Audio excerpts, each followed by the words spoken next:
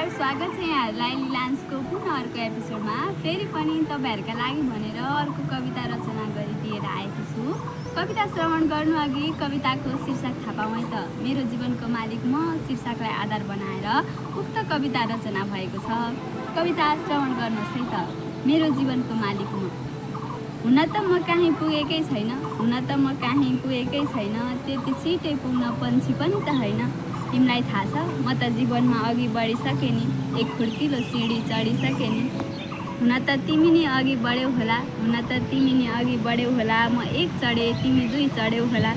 थाहा छ मलाई म भन्दा तिमी सधैँ पहिला नै हो, म चिसो बरफ तिमी सधैँ कोइला नै हो। विश्वास गर्छौ अब त तिमी आँखै अघि आए नि मेरा आँखा रसाउँदैन, झुकिएर पनि यो मनले अब तिमीलाई बसाउँदैन। खोजेको चिज सधैँ पाइँदैन भन्छन्, मन मरेपछि मन परेको चिज चाहिँदैन भन्छन्। हुन त रहर भन्दा नि घर ठुलो रहेछ, अरूको महल भन्दा नि आफ्नै झुपडीको घर ठुलो रहेछ। अन्त्यमा तिम्रा लागि मानवताको नाता बचाएकी छु, तिमीसँग छुटिएपछि नयाँ जीवन भेटाएकी छु। मलाई दिने समय अब तिम्रै लागि खर्चिनु, गएँ म सधैँका लागि मलाई कहिले नपर्छिनु,